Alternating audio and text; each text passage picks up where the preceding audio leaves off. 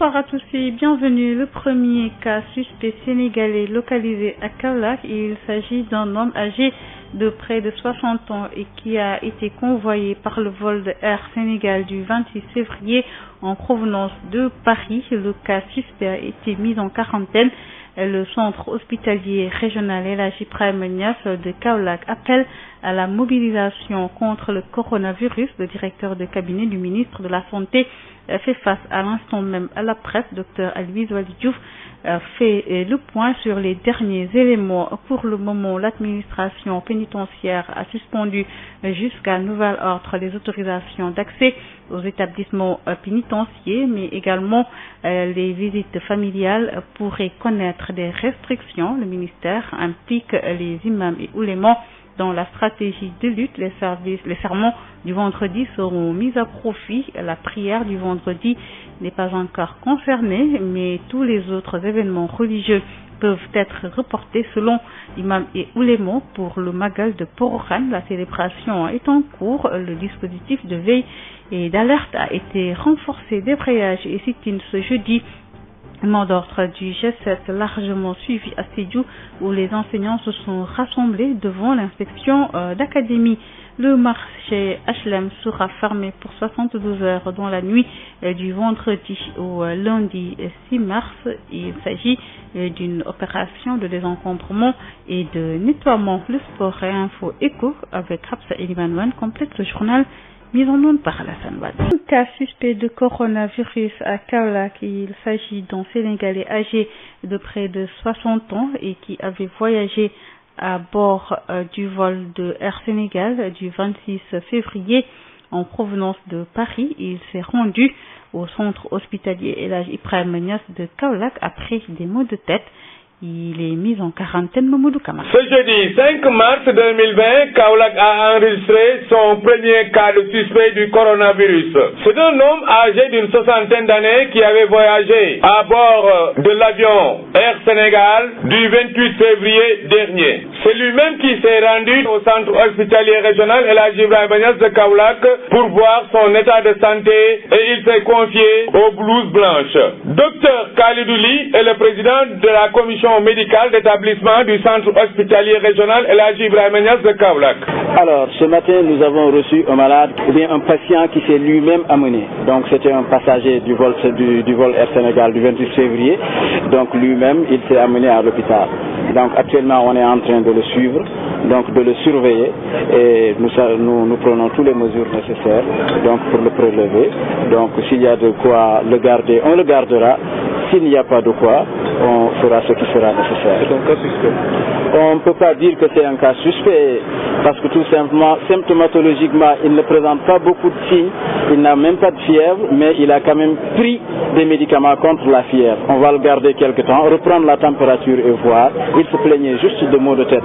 Et puisque c'est une personne qui est avertie, donc elle s'est dit qu'elle a partagé ce vol-là et qu'elle s'est amenée elle-même. Donc pour voir si on peut faire les investigations nécessaires. Son âge et son sexe? C'est une personne de la soixantaine, donc c'est un homme. Un Sénégalais bon teint, noir. Pour le moment, on ne peut pas confirmer, encore moins infirmer, que cette personne est atteinte de coronavirus.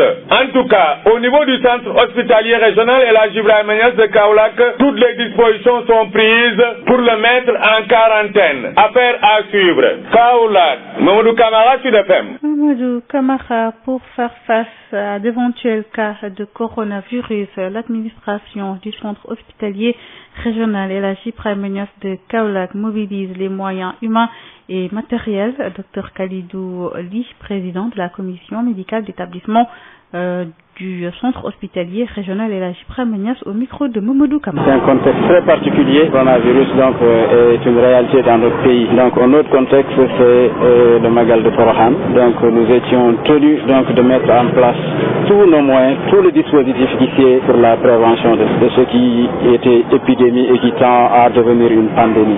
Donc nous avons pris un ensemble de mesures préventives, donc une prévention primaire, une prévention secondaire pour parer à toute éventualité. Parmi les mesures qui ont été prises, nous avons utilisé un système de thermoflashage au niveau de l'entrée de l'hôpital qui permet de détecter tous les cas de fièvre. Naturellement, tous les cas de fièvre ne sont pas suspects, mais dès qu'on a une fièvre quand même, il y a lieu de s'arrêter et de regarder un peu plus près. Donc, hormis cela, nous avons mis un ensemble de mesures d'hygiène, donc un système de lavage de mains qui est un peu éparpillé dans l'hôpital pour inciter les gens à faire un peu plus dans le lavage systématique des mains. En dehors de ça, nous avons mis en place un circuit bien défini et un site qui est dédié aux malades qui sont suspects pour pouvoir faire les mesures d'usage, les mesures d'isolement, les mesures de prélèvement. Donc avec tout le dispositif sécuritaire qui s'y est pour les personnes qui seront en charge de ces cas qui seront détectés suspects. Alors, actuellement, tout le monde est informé. Donc au-delà de l'information générale dans ce pays aujourd'hui, tout le monde sait que le coronavirus est une réalité.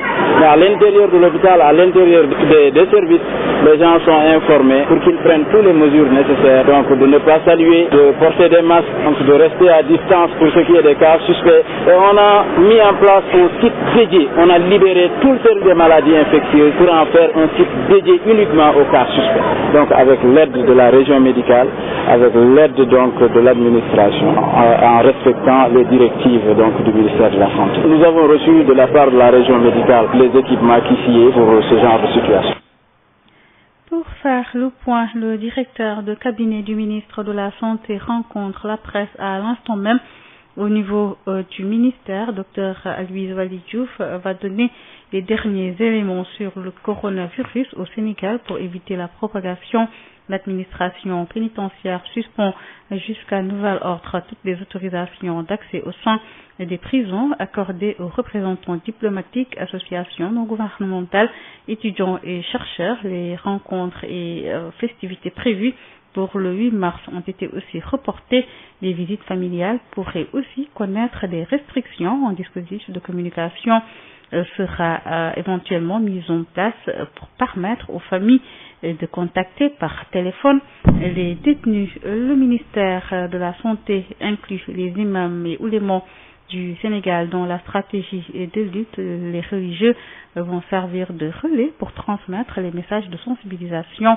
Les autorités sollicitent des prières. Le ministre Abdoulaye Diouf Sarr au micro de Babacar. Nous savons effectivement que nous sommes dans le cadre d'une lutte extrêmement importante et il doit y avoir une mobilisation communautaire très forte. Et dans cette mobilisation communautaire, le plaidoyer il joue un rôle important. C'est pourquoi aujourd'hui nous avons décidé de venir voir les imams et oulémas pour que cette association-là soit notre interprète pour développer les plaidoyers au niveau national pour que partout où se réunissent des fidèles, qu'on puisse leur apporter le message du combat contre le coronavirus. Après donc cette rencontre, je vais effectivement aller voir l'église pour apporter la parole aussi à leur niveau parce que nous sommes au Sénégal et nous savons que le dialogue islamo-chrétien est extrêmement important en termes de facteur de mobilisation sociale. C'est le ciment de notre nation. Et quand une situation comme ça se présente, il faut faire appel à la nation. Je suis persuadé que dans les jours qui viennent, ils vont se lancer dans cette très forte mobilisation. Il y a un élément important aussi, c'est que le socle, c'est la prière. Nous avons aussi demandé à ce que les imams et oulémas du Sénégal prient pour le pays, prient pour que cette victoire contre ce fléau soit effectivement donc très rapidement acquise. Et nous avons effectivement donné à l'association des imams et oulémas les éléments de langage de leur communication. Et parmi ces éléments de langage, le plus essentiel, c'est de leur donner l'ensemble des éléments qui leur permettent de guider les fidèles vers une hygiène globale. L'hygiène globale, c'est l'hygiène des mains, c'est l'hygiène comportementale en termes donc d'alimentation, mais c'est l'hygiène qui permet véritablement de faire barrière à ce virus. Oui, nous avons effectivement donné les éléments de langage didactique pour permettre à l'association des imams et oulémas du Sénégal d'apporter des éléments pratiques de conseil aux fidèles et cela me paraît extrêmement important. La grande prière du vendredi et autres rassemblements religieux seront mis à profit et mise à contribution pour transmettre les messages. Imams et oulémas du Sénégal s'engagent à porter la bonne parole. Babacar Samb. Contre le coronavirus, les imams et oulémas du Sénégal s'engagent dans la lutte. La sainte prière du vendredi et autres rassemblements religieux vont constituer des tribunes pour prêcher la bonne parole. La communication sera portée, la sensibilisation faite à l'endroit des fidèles. Imam El Hadji Oumar Diène, secrétaire général des imams et oulémas du Sénégal. Puis aussi enseigner aux populations à travers nos sermons, nos émissions de radio-télévision, nos conférences et rencontres d'ordre général des baptêmes, des cérémonies mortuaires et dans toutes les grandes cérémonies, leur enseigner la bonne parole, c'est-à-dire de prendre les précautions nécessaires pour gérer cette maladie qui nous guette et qui est nouvellement arrivée au Sénégal, donc nous ne maîtrisons pas. Il nous a aussi demandé de ne pas nous affoler. Quand il y a quelque chose, il faut le prendre au sérieux, mais il faut le prendre comme cela se doit. Convoquer les spécialistes pour qu'ils prennent les dispositions nécessaires pour gérer les populations pour que cette maladie très transmissible ne se répande pas très vite ou bien qu'on le maîtrise ou le neutralise. D'où vient la maladie? Comment elle se manifeste? Quelle est la stratégie de prévention? Les religieux sont aujourd'hui armés pour servir de relais. Tous les éléments techniques de langage leur ont été communiqués.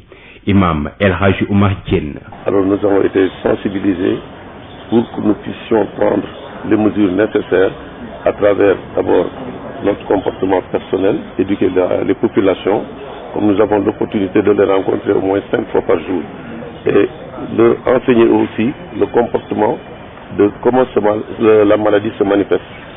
M. Gueye nous a appris comment elle se manifeste, et dès qu'une personne a ces signes, nous allons lui demander de se rapprocher des services de la santé publique pour qu'on puisse le prendre en charge. Les imams et oulémas du Sénégal appellent par ailleurs les populations à la sérénité, mais aussi à garder leurs croyances pour faire face à l'épidémie du coronavirus.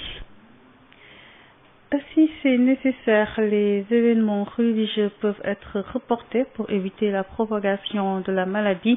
Pour le moment, il n'est pas opportun de surseoir à la prière du vendredi, estiment les imams et oulémas du Sénégal. Le Magal de Porokhane se déroule dans un contexte particulier marqué par l'épidémie de coronavirus. Le rassemblement de milliers de personnes donc se déroule alors que 4 cas de Covid-19 sont confirmés et un cas suspect à Kaolack. Awa Thiaw, bonsoir.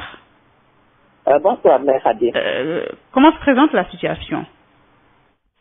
Voilà, la pandémie du coronavirus qui fait des ravages dans le monde est devenue une préoccupation majeure pour le gouvernement du Sénégal, surtout avec les premiers cas apparus dans notre pays. Ali Louis Ndiaye, qui conduisait la délégation du gouvernement au Magal dédié à Mame Diarra Bousso à Porokhane, a d'ailleurs focalisé son allocution sur cette maladie. Il a d'ailleurs sollicité les prières du khalife général des Mourides, Serigne Mountakha Bassirou Mbacké, pour faire face à cela. Il l'a réitéré plusieurs fois dans son discours pour que cette maladie très redoutée ne se propage pas dans notre pays.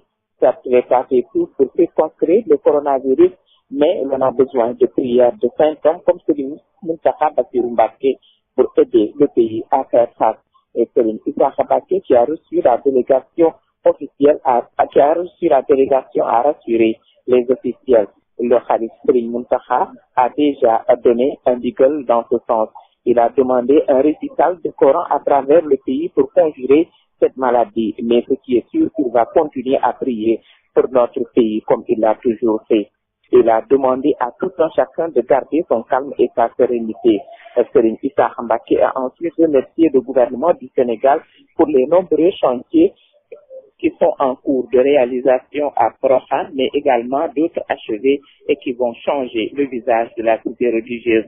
Pour l'heure, c'est le calme à Porokhane, c'est également la sérénité et les nombreux fidèles continuent à aller dans les sites de recueillement pour faire des prières à l'intérieur de la cité religieuse. C'est tout ce qu'on a constaté aujourd'hui à Porokhane. Certes, on parle de la maladie un tout petit peu, certes, on parle de la maladie un peu partout, mais les gens ont fait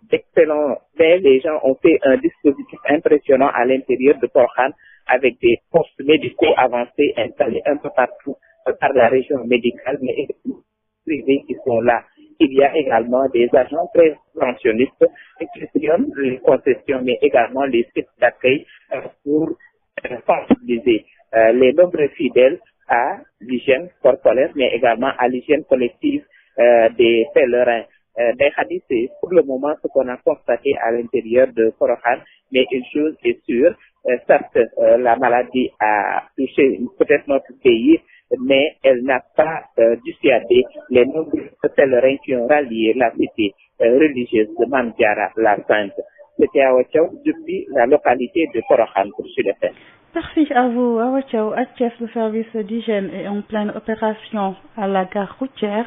Ce choix est lié au nombre élevé de chauffeurs qui transitent à Thiès. Correspondance par Kandao. À la brigade d'hygiène de Thiès, au grand complet, a investi ce jeudi la gare routière de Thiès. Vous savez qu'une gare routière, donc c'est à peu près un miroir qui reflète un peu le degré d'engagement de la population en matière d'hygiène. Les hommes en marron ont effectué des opérations de sensibilisation sur les règles d'hygiène, surtout dans ce contexte du Covid-19. Capitaine Idrissa Ndiaye est le chef de la brigade régionale d'hygiène de Thiès. Donc vous savez qu'il y a le contexte particulier de l'apparition du coronavirus au niveau du Sénégal. Donc c'est pourquoi nous avons décidé à ce niveau aussi de faire des sensibilisations, aussi bien envers les voyageurs, envers les chauffeurs, mais surtout envers les transporteurs. En plus de la sensibilisation, les coins et recoins de la gare routière ont été visités. Des opérations de désinfection sont menées sur place. Surtout sur deux mesures qui sont extrêmement importantes. C'est d'abord le fait de se laver les mains à l'eau et au savon dans le cadre de ce qu'on appelle la précaution contact, mais aussi le port systématique de masques. Une initiative saluée par les chauffeurs. Ousmane Niang est le secrétaire général du regroupement des chauffeurs de la région de Thiès.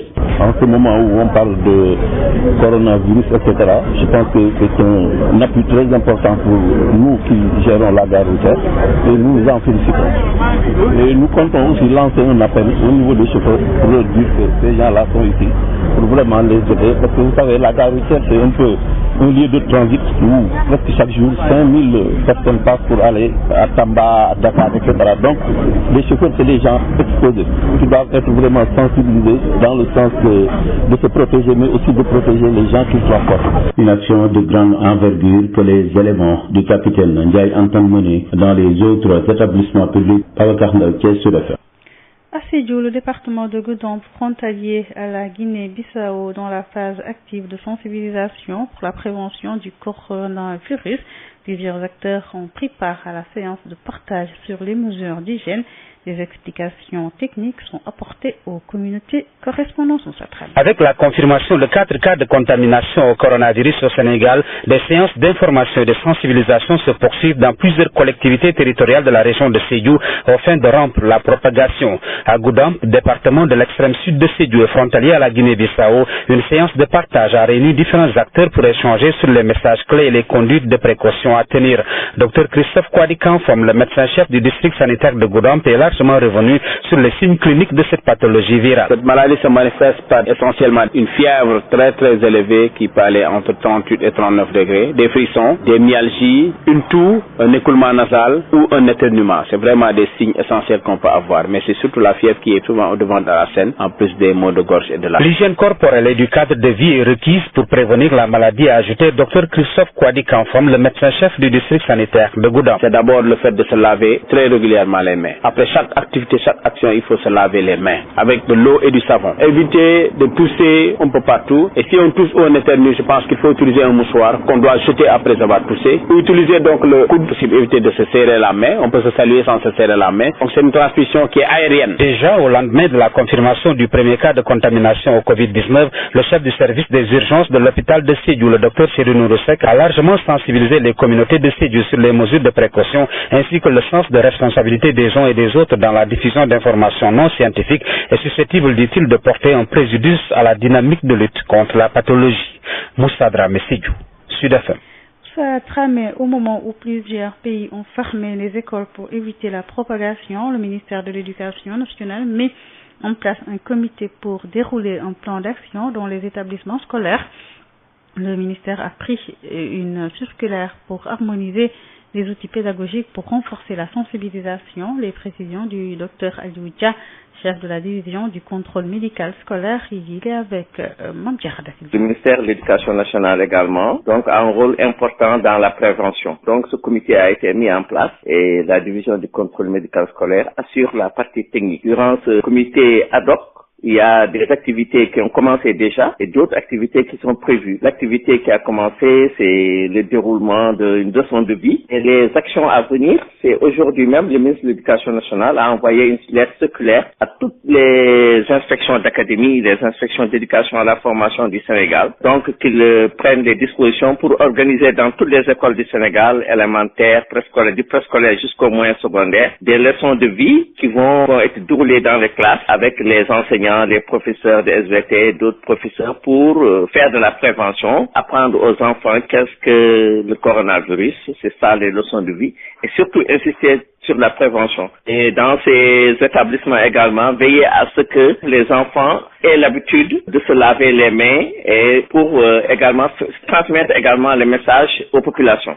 Ils sont des relais très importants. Ça, c'est une activité phare également. Maintenant, il y a d'autres activités qui seront déroulées, notamment l'élaboration d'outils pédagogiques. Vous savez que l'école, c'est un lieu de savoir. Les enseignants ont besoin de ces documents, d'outils pédagogiques pour transmettre, pour faire de la prévention. Ces documents seront élaborés. Nous sommes en train d'élaborer également un plan d'action vraiment du ministère de l'Éducation nationale centré sur la prévention. Il y aura également un volet communication très important axé sur l'école. Et ce volet de communication sera d'ailleurs déroulé, mis en place par la division de la radio-télévision scolaire. Donc, c'est un ensemble d'activités qui sera concentré sur le plan d'action du ministère de l'Éducation qui contribue à la contribution du secteur éducation dans la lutte contre le coronavirus.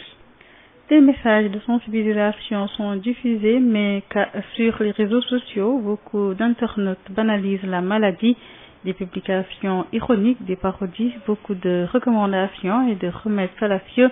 Les citoyens déplorent cette mauvaise utilisation des réseaux sociaux, pourtant moyen efficace d'informer et de sensibiliser. Josette Kali. Le Covid-19, une maladie qui n'est plus méconnue des Sénégalais, au moment où elle ne cesse de prendre de l'ampleur dans le monde, une partie de la population la banalise à travers des publications dans les réseaux sociaux, fait qui étonne ces Dakarois. C'est une habitude typiquement sénégalaise, que de banaliser tout en disant que ça n'arrive qu'aux autres. On peut se soigner, nous sommes dans un pays chaud, nous ne sommes pas atteints et tout. Sénégalais, les gens ne sont pas au courant de l'ampleur de cette maladie parce qu'elle est très dangereuse. Et la jeunesse sénégalaise, nous en général, même s'il y a un sérieux, on prend tout le temps les choses au second degré. On ne les prend pas au premier degré. Pour ces messieurs, les réseaux sociaux devaient servir de moyen de sensibilisation au moment où des cas sont confirmés au Sénégal. Nous utilisons les réseaux sociaux, mais nous ne savons pas en tirer profit. Normalement, nous devrions faire passer des messages de sensibilisation concernant le coronavirus à travers Internet, parce que c'est une maladie à prendre au sérieux et cela nous permettra d'en arriver là où en sont certains pays. À l'unanimité, il fustige et interpelle les populations sur des méthodes de remède publiées pêle-mêle sur les réseaux sociaux. Actuellement, la communication passe tant bien que mal, à la télévision, à la radio. Je pense qu'il faudrait être plus attentif à ce que nous disent ceux qui sont les mieux placés pour nous informer. C'est-à-dire les maîtres, les chercheurs, les religieux même, que les gens soient conscients que ça peut arriver à n'importe qui. Il n'y a pas de remède, franchement. S'il y avait un remède, il n'y aurait pas tous ces mots. Donc, il faut qu'on arrête de dire qu'il y a tel ou tel remède. Apparu depuis lundi au Sénégal, le Covid-19 est encore ironisé par certains Sénégalais qui vont même jusqu'à proposer des mesures de prévention outre que les recommandations des médecins dans les réseaux sociaux qui devaient être des canaux d'éveil sur cette maladie. Dans un contexte marqué par la pandémie du coronavirus, le rôle de la femme devient incontournable dans la prévention et la sensibilisation. C'est la conviction des femmes travailleurs sociaux spécialisés et de l'ANTSS en perspective de la célébration du 8 mars, journée de la femme. Elles ont organisé ce jeudi une réflexion sur le rôle et place de la femme dans le développement de la société dans le contexte du coronavirus. Marie-Rosaline Gaye. Au-delà d'être femmes et mères éducatrices, les femmes de l'ENTSS veulent faire valoir leur statut d'acteur incontournable dans la sensibilisation et la prévention du coronavirus. Dans la perspective de la célébration du 8 mars, elles ont choisi de réfléchir sur la question. Dieynaba Dabo, chef du département de l'information initiale à l'École nationale des travailleurs sociaux spécialisés. Notre rôle aujourd'hui serait un rôle de prévention, une mise en avant.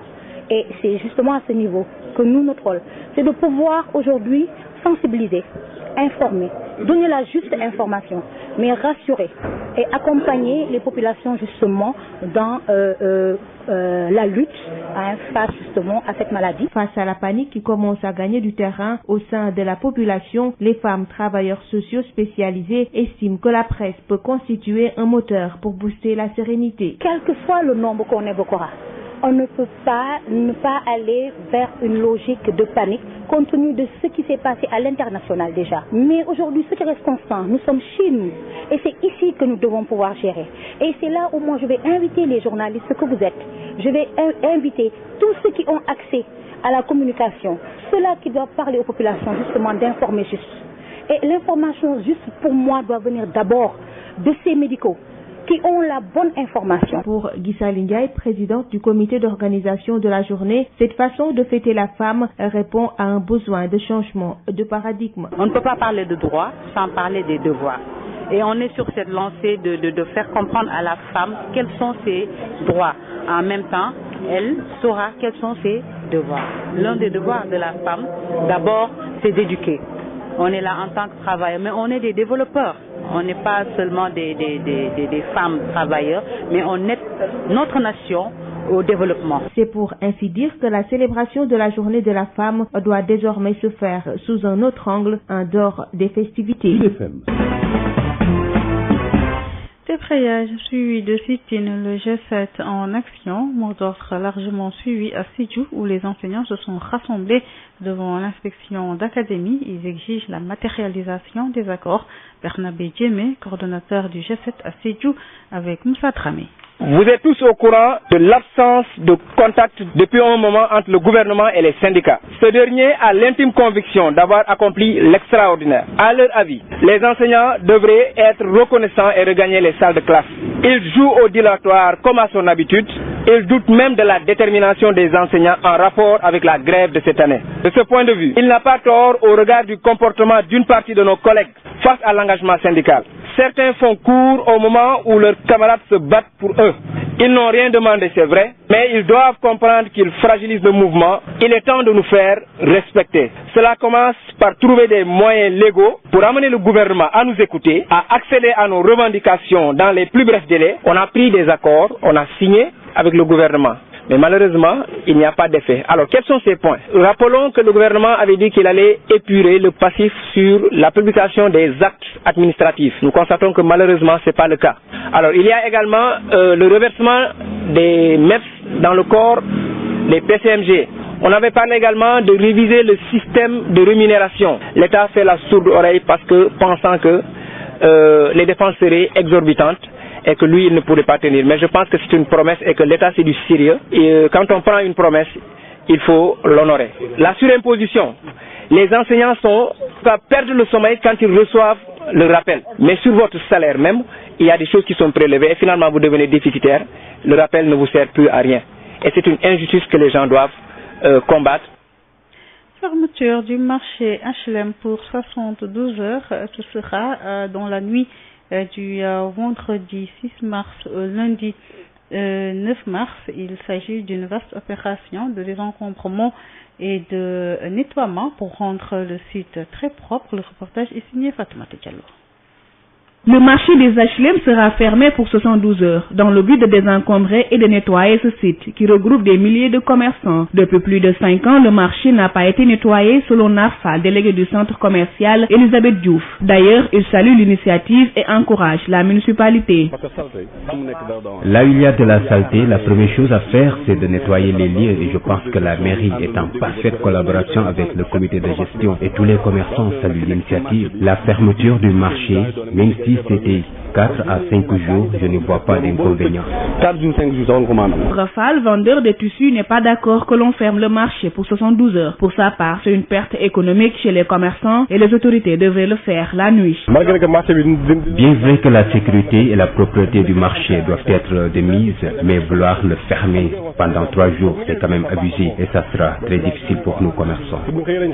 Cette couturière du nom de Aïdessé juge que c'est un manque de respect envers eux et que le marché devrait être fermé que le dimanche, puisque les samedis, il y a beaucoup plus d'affluence. Je pense qu'on pourrait au moins nous laisser travailler le samedi et le dimanche, ils font leur travail. Mais quant à immobiliser un samedi, or qu'on a des choses à faire, c'est un peu déplacé. C'est vrai que le marché leur appartient, mais nous sommes des locataires, on a aussi des droits. Ils nous ont avertis, certes, mais ils pouvaient le faire le dimanche. Adama Meng lui fustige le manque de communication des autorités du marché du moment où il est chaque jour sur place. Et là, au moment où je vous parle, je ne suis pas au courant de cette mesure. L'information ne passe pas, ils doivent revoir leur stratégie de communication. Fermer un marché pour nettoyer n'est pas une chose facile, soutient le délégué du marché. Mais ceci entre dans le cadre de rendre ce lieu propre et salubre, puisque des milliers de personnes y passent la journée.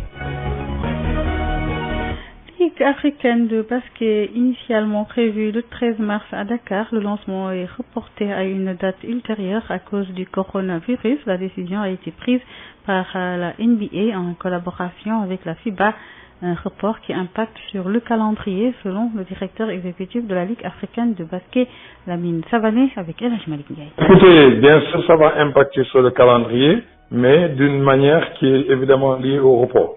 Parce que tout simplement, on travaille depuis des mois pour l'organisation de cet événement historique, qui est la BAL, la BAL comme vous dites. Et donc maintenant, dans un premier temps, on a un comité de crise qui suit la situation afin qu'au moment opportun, on puisse redécider de la nouvelle date où se tiendront les compétitions. Et à partir de cela, il faudra bien sûr faire le nécessaire du point de vue logistique surtout. Parce qu'après tout, il faut rappeler que c'est 6 équipes différentes qui vont compétir. Donc il va falloir organiser leur acheminement sur le site de compétition, les conditions de logement et l'organisation pratique même de la compétition. Mais on ne s'inquiète pas trop parce que bon, on avait déjà fait tout le travail. On a contacté les partenaires avec qui nous travaillons évidemment afin de les prévenir et d'anticiper déjà sur le fait des nouvelles dates qui viendront et que tout puisse se passer dans les meilleures conditions possibles. Écoutez, c'est une question de timing. Après tout, nous, on ne maîtrise pas l'évolution des choses. J'aime bien dire aux gens que, bon, nous, on est dans le basket, on est dans le management du sport, on n'est pas dans le domaine de la santé. Donc, on a un comité de crise qui est en place, on prend les conseils des spécialistes et en fonction des recommandations qui nous seront données, on déterminera les nouvelles dates de compétition. Parce qu'après tout, bon, ce qui prime quand même, c'est la santé des uns des autres, les acteurs principaux, bien sûr, mais au-delà de ça, les supporters, la population générale, qui sera invitée à participer à ces événements-là. La première journée était prévue à Dakar du 13 au 15 mars. La douane représente le Sénégal. Jeux paralympiques, déjà 3 qualifiés pour le Sénégal. Un plan programme est ficelé et remis au ministre des Sports. Les fédéraux veulent mettre les athlètes dans de bonnes conditions, des conditions optimales de performance, selon le président de la Fédération sénégalaise de handisport, Santi Agne, avec El Hadj Malick. Nous avons déjà 2 qualifiés sûrs en athlétisme. Il s'agit de Youssouf Diouf, qui a eu ses minima depuis l'année dernière, et de M. C, au saut en hauteur amputé. Cela veut dire donc que par rapport aux années précédentes, le CNP Handisport a qualifié directement 2 athlètes, ce qui est inédit. Nous avons également au para-taekwondo un qualifié sûr. Cela veut dire que aujourd'hui nous avons 3 athlètes handisport qualifiés à partir de Marrakech. Il s'y ajoute que nous avons une fille qui a fait les minima D et les minima D sont quasiment qualificatifs aux Jeux paralympiques. Comment nous comptons les accompagner? Les Jeux paralympiques sont des jeux gérés par les États en relation avec les fédérations paralympiques. Donc nous allons d'ores et déjà envoyer un plan de préparation au ministère des Sports et à nos différents partenaires pour qu'ensemble, nous puissions gérer cette période qui va jusqu'aux Jeux paralympiques, en espérant évidemment que les circonstances actuelles n'entraînent pas le report de ces Jeux-là. Les Jeux paralympiques sont prévus du 25 août au 6 septembre à Tokyo, au Japon. Football, Patrick Baumel est le nouveau coach de la Côte d'Ivoire. Il est en terre inconnue car il était dans le staff des éléphants en 2015. L'objectif assigné aux techniciens français est la qualification à la CAN de 2021 et au Mondial de 2022. Il sera sur le banc lors de la double confrontation contre le Madagascar fin mars dans le cadre des éliminatoires CAN 2021 selon le journaliste indépendant Fernand Dédé, joint depuis Abidjan par El Hadj Malick Ndiaye. Alors la première des choses à savoir, Patrick Baumel n'est pas en terre inconnue en Côte d'Ivoire. Il était avec Hervé Renard comme adjoint en 2015, à la CAN 2015 en Guinée équatoriale. Ensuite, il est parti avec Hervé Renard au Maroc. Donc c'est un homme qui connaît la Côte d'Ivoire, qui a vécu, qui a coaché l'équipe nationale. Il était donc au Maroc où il dirigeait la sélection espoir qui s'est pas qualifiée pour les Jeux Olympiques évidemment. Et aujourd'hui, après de Camara Ibrahima, c'est sur lui que le président de la Fédération ivoirienne de football a porté son choix. Alors le premier des objectifs qu'il lui est assigné, il est simple. Vous savez, le prochain match des éléphants, c'est dans moins d'un mois, le 27 mars, à Abidjan, face au Barea de Madagascar. C'est une grosse pression sur les Ivoiriens au regard de la prestation des Malgaches à la CAN 2019. Très très bonne prestation, une école de foot, jeu très offensif. Et donc il faudra déjà, pour Patrick Baumel, négocier ce match-là dans les meilleures des conditions, puisque quelques jours plus tard, après Abidjan, il faudra aller jouer à Madagascar. Camara Ibrahim a été démis de ses fonctions parce qu'on estimait qu'il n'avait pas donné une âme à l'équipe nationale de Côte d'Ivoire, malgré une élimination en quart de finale à la CAN 2019. On estimait qu'il avait des rapports plutôt difficiles avec les dirigeants. Certains disent qu'il est orgueilleux, il n'écoute pas, il en fait à sa tête. Et ce qui lui a coûté sa place, c'est bien ce match face à l'Éthiopie, préparé dans des conditions difficiles, voyage difficile. Eh bien, Patrick Baumel arrive. Il n'est pas loin de connaître le destin de Marc Wilmotte, qui lui aussi était arrivé au bout de 3 matchs, a dû partir après l'élimination face au Maroc en éliminatoire de la Coupe du Monde. Bonjour et bienvenue. C'est pour une meilleure amélioration du cadre institutionnel et normatif du climat des affaires qui doit répondre aux standards internationaux et pour permettre d'attirer les investisseurs étrangers et nationaux qu'un atelier de partage du rapport d'évaluation de la législation a été organisé à Dakar. L'objectif général de ce rapport est de procéder à l'évaluation de la législation du travail en prenant en compte certaines spécificités liées à la migration du travail, à l'insertion des jeunes et à la promotion des investissements. Sentiment du ministre du Travail, du Dialogue social et des relations avec les institutions. Sambassi est au micro de Ismaïla Marcel Colli. Nous venons de démarrer une entreprise importante. Elle consiste à regarder la législation du travail au Sénégal pour voir depuis 1997 qu'est-ce qui a notablement changé et quels sont les impératifs du moment. Nous sommes dans un monde radicalement rénové qui nous impose des ajustements. Voilà pourquoi l'organisation de travailleurs, l'employeur, l'administration, nous retrouvons autour des textes régissant le travail